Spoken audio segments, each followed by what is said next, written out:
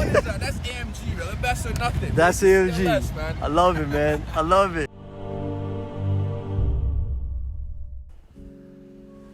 Hello and welcome to my channel. My name is Aaron, and today we're starting a new series that I like to call Carcast.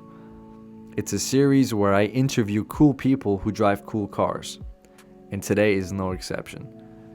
Our guest for today is a very special guest. You might have seen him on YouTube, where he has over 200,000 subscribers. You might have went to his online shop, where he also does very well. Or you might have even walked into his storefront cannabis shop here in Toronto.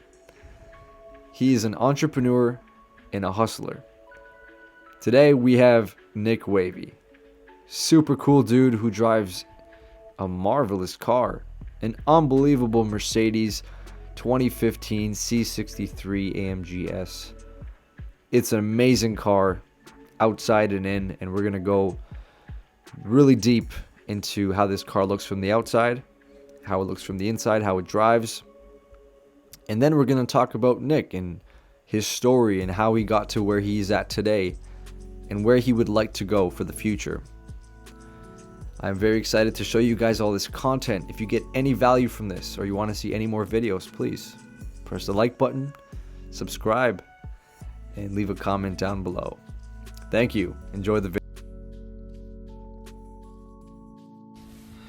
Okay, here we are with the man, the myth, the legend right here, Mr. Nick. What's good? What's good? Thanks for having me, bro. Hey, thanks for giving your time, man. So, sure. Please tell us about the car, man. Okay, so this is a 2015 CLS63 AMG S, 577 horsepower. I don't know how much pounds of torque it has. White interior. We have an aftermarket steering wheel, and this is definitely my favorite mod here. You know, you can see the carbon fiber going around it. But the one problem with this is that it doesn't have the vibration, the lane assist. So when in the normal cars, when you have the steering wheel, if you try and swerve out of your lane, the wheel will vibrate and it'll say, "Oh, stay straight." So it doesn't have that vibration feature, which throws off a few other codes. So I don't have my Distronic, I don't have the lane keep assist, but this is still worth it and looks way better than the regular steering wheel, right? So I kept that.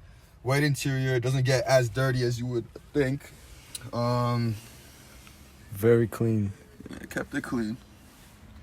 And I have a dog too. You can see her she jumps on the back. What else? You know, got the Alcantara roof. Everything here is Alcantara. Actually, you know, the speedometer goes up to 320, so that's pretty cool. Woo!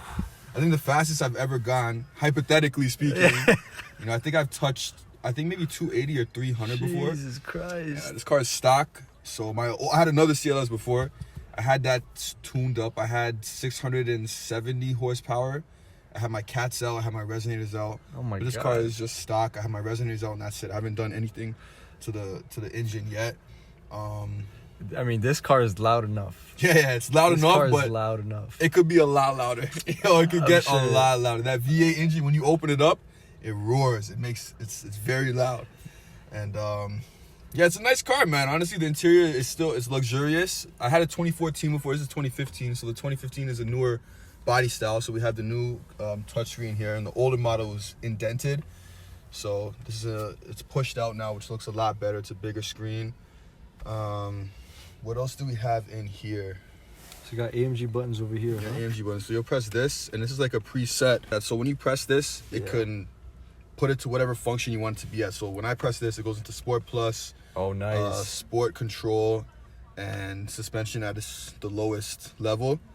And yeah, you press that and it's ready to go. It's like the race button. You press that, the car's ready to go. Wow, it's if you're at a stoplight and someone's giving you the look. Yeah, I just press this. Sometimes I don't even go. Like, I just look at it, I'm like, yo, man, it's not worth it. But if it's worth it, I'm pressing the AMG button and I'm gone. Then it's happening. And then it's going. And these seats are also heated, like climate control seats, climate right? control. So it's heated, it's cooled. The cooled seat is just a fan. It just blows cooler air, and the heat obviously blows hot air. Cool feature that this has, it has two cool features now that you mentioned. It has a massage function, so if you put the camera here, you can see like a little, you know, set of buttons here. So you press pulse, get out of here, and man. then you get a back massage. So actually, when I was buying my first CLS, I pulled my back. I was working out, and I pulled one of my discs in my lower back and I was looking for cars at the time, and I seen this car had a massage function. Yeah. I'm like, yo, I gotta get this car, bro. I need to be driving, get a massage. I need that. Man, and also I heard when you're accelerating fast on this Yeah. car, it'll hug you like both sides. They want you to stay safe, bro. Dude, that's AMG knows what they're doing, man. It's the best or nothing. That's Mercedes logo or slogan, the best or nothing. like I'm telling you, the more I did research about this car, Yeah. I was Porsche 911 Turbo S, like 500 horsepower. Yeah, A Lamborghini Gallardo, like 510. yeah. I mean, this car is has more horsepower than those. Like, Yeah, the only thing is this car weighs more. You know, it weighs a lot more. So a Porsche is probably gonna be quicker off the line. A Lambo's definitely gonna be quicker off the line. But when it gets going, and the CLS will hunt those cars down. when the turbos kick in, So, it's hunt another you down. story. The car's hungry, man. If I were to do any other mods, I would definitely make the interior carbon fiber all around here, and because that would match with the steering wheel. There's something really nice about this, to the wood. Yeah. And this is chrome too, right? Yeah, chrome. Let me clean that. Make sure it looks nice. Very luxurious, man. Yeah, it's nice, man. Super nice. So when it's dark out, you know, we have lights underneath here. Wow.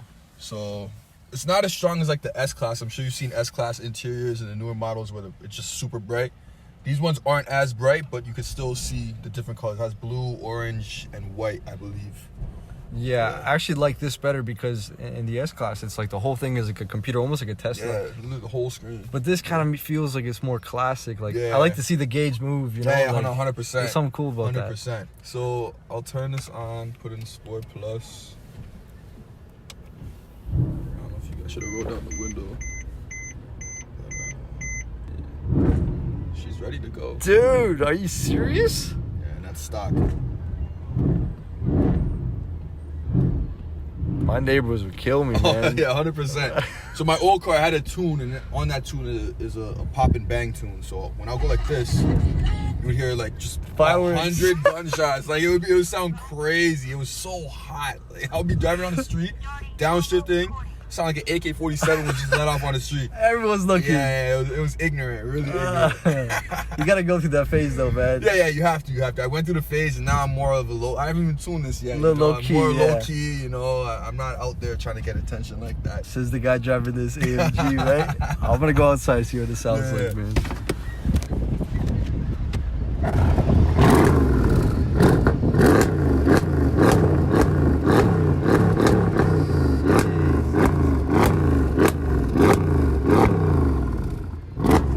But he's like, yo, what is that? What is that? That's AMG, bro. The best or nothing. That's It's AMG. CLS, man. I love it, man. I love it. Yeah, bro. It's nice, man. It's good. Got hiding, It's you so know? clean. Yeah. That's huge, man. That's the guy that made it, huh? Mark. Shout out to Mark, man. Alright, y'all. So as you can see, 2015 CLS63 AMG S. When I bought this car, it was fully modded. That's why I bought it, because I don't want to spend more money on mods, right? So we'll start at the front end. This car was wrapped in not wrapped, it's like auto flex or something. So it's satin black. Yeah, satin black. And got a front lip. And these were all things I was gonna do with my older car. So when I seen this, it was already done. I'm like, okay, I'm good. So we have front lip carbon fiber. So these are my winter tires here. I have Rohana's 20 inches for the summers, so they're a lot bigger. You see on the winter tires, it's tucked in. I needed real spaces for the winter, but I'm not wasting money on that. Yeah. We have side skirts here that stick out. That makes the car look more big body. Carbon fiber mirror caps. This was the original color of the car up top. The previous owner did not wrap it, so sapphire black. You can kind of see the difference between I like that. It's kind of like two-tone. Back here we have the lip. The lip I had before was, I think it was a little flat. This one kind of swoops up.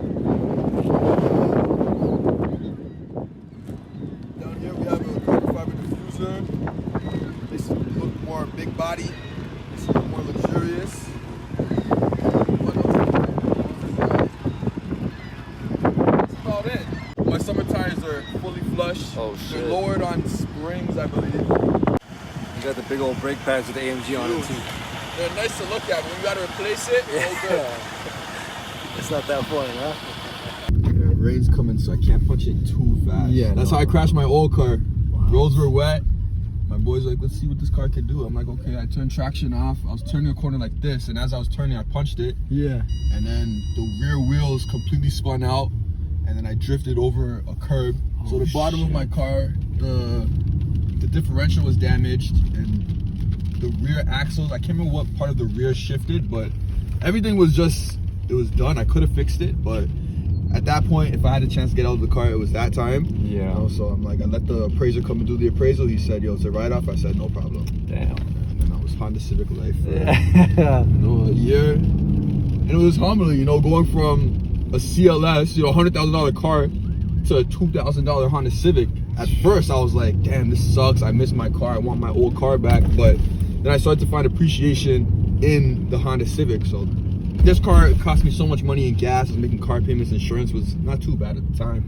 When I went to a Civic, I owned the car. I'm paying, what, $100 in insurance. I'm paying, what, $200 max on gas. So I was spending like $300 a month on my car.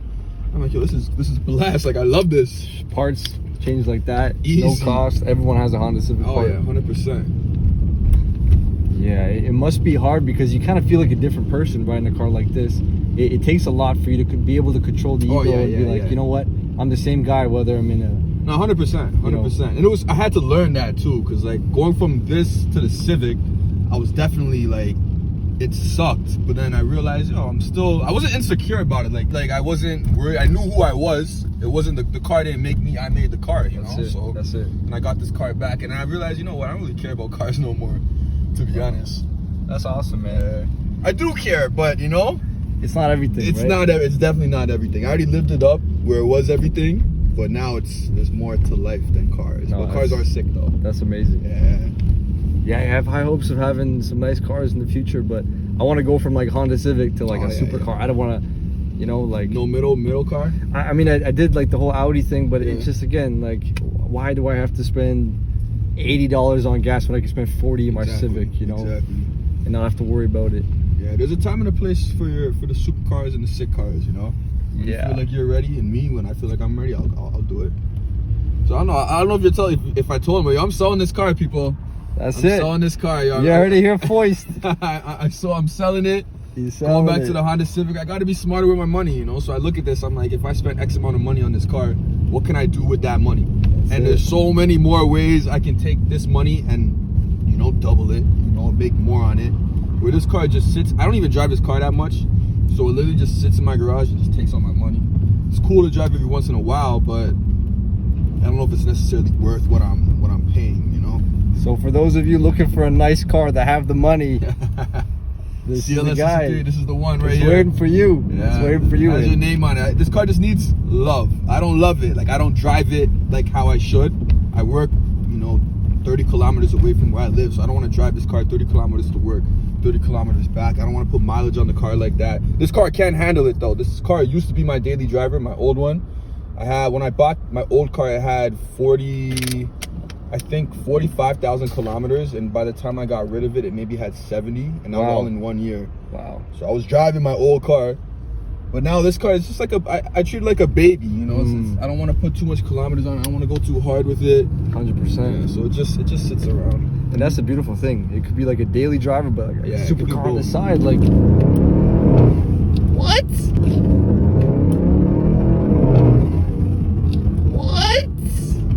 Dude, you're kidding me. You fucking... Bro. Yeah, this car can go quick. That's actually shocking, man. And it's so different from like a Tesla, because in a Tesla, it has like a pickup, but this, it sounds like a car, it's a man. Car, yo. Tesla's quick, don't get me wrong, but this is real muscle right here. V8. They say this is like the German muscle. Exactly, 100%. That's what they call it, right? 100%. Wow.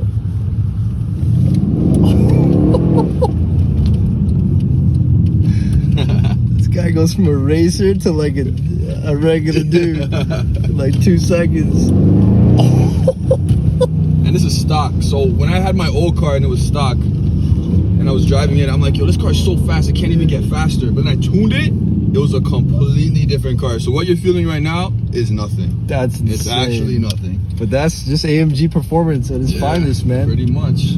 When you tuned it, what, did you do some sort of app thing, or you went to a shop? I went to a shop. So what they do is they take out the ECU and they flash it, and then they put a new, I guess, a tune on top of it. Wow. And then I think how the guy explained it to me is Mercedes puts out these cars and they kind of restrict them for reliability, right? So depending on your tuner, they can tune your car to bring out the maximum potential of the vehicle. So every tuner has different specifications on their tune. So you need to find a tuner that's good, that still provides a safe tune for the car. Because a lot of companies, they'll just turn everything to the max. Wow. And you're gonna blow your car. Your engine will blow, your car will start to mess up. But you have to find a tune and a tuner that has, you know, fine-tuned literally everything in the car to a safe manner, and your car will still perform properly. It'll perform better, but it won't damage the vehicle, you know? So you gotta really do your research when you do your tuners, and don't just follow the hype of the name. There's big tuners out here that have big name, big brand, but they will blow your car, you know? So you have to find someone that, you know, knows their stuff, that has a good reputation, and just go from there. Safe, you know? Yeah, safe tune. That's super important. Sometimes I want to be low key, then I take my Honda Civic out. The next day, everyone's like, "Wait, what?" Yeah. No, it looks nice, yo. But I feel like my old car, it got more looks because it had the green wrap. It was military green. This car looks better because it had. I don't know. This car has all the accents. Like, it has the front lip, diffuser, satin, matte black or whatever this. I think it's satin black. So it looks sick. But my old car, whenever I took it out on road, everybody is looking. Yeah. Everybody. Because it was a unique color. It was military green. So everyone's like, oh, this looks crazy. But this car is still kind of, it's like the Batmobile. I was just going to say that, it's like the Batmobile. It actually does remind me of the Batmobile. All black, yo, my goodness. All black, everything. And I think for the people that know cars, it doesn't matter what it really looks like. They know what it's capable of. 100%. So.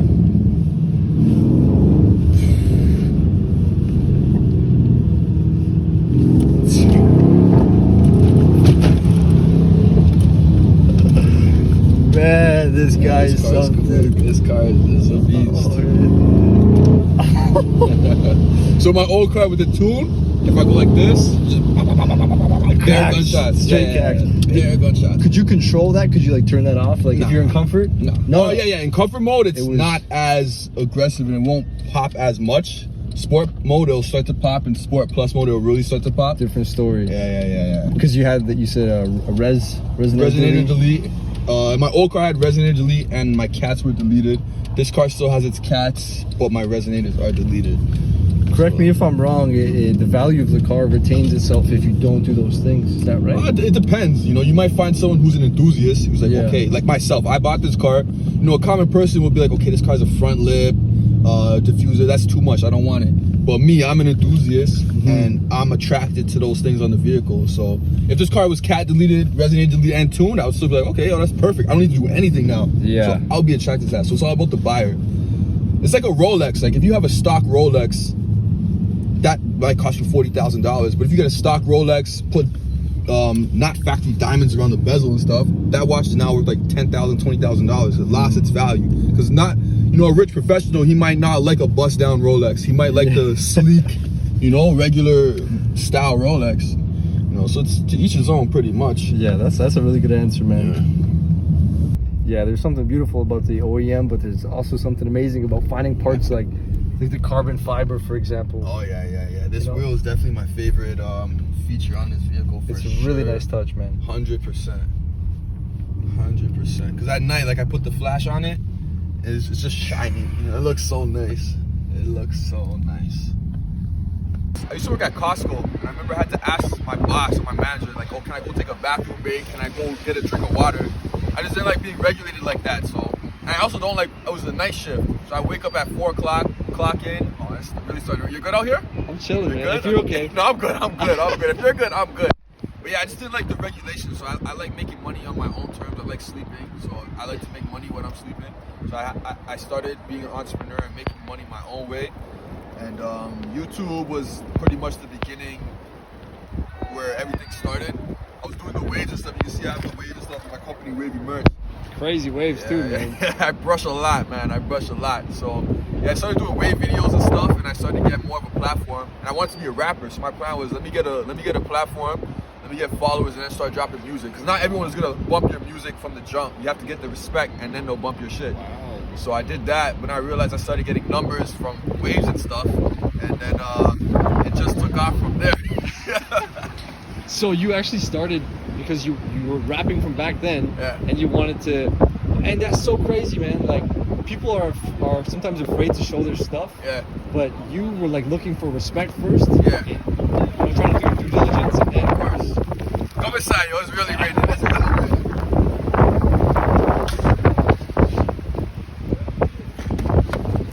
Well, you know what? Follow me back to my building. There's like a hut. Underneath. Yeah, underneath. Yeah. Say that. Started doing the waves, and then I got a following. I started doing rap, got numbers, but then more of my followers were interested in my waves and stuff. So I was doing the waves for a minute, and then I realized that I'm only targeting a specific demographic with waves. So a girl may not like waves, so I need to try and do something now that will get girls' attention. So I started doing vlogs, I started doing pranks and stuff like that, and then that's kind of where my channel started to blow up, and I started to get more subscribers and more views and stuff. And it was a good move, diversifying, the content.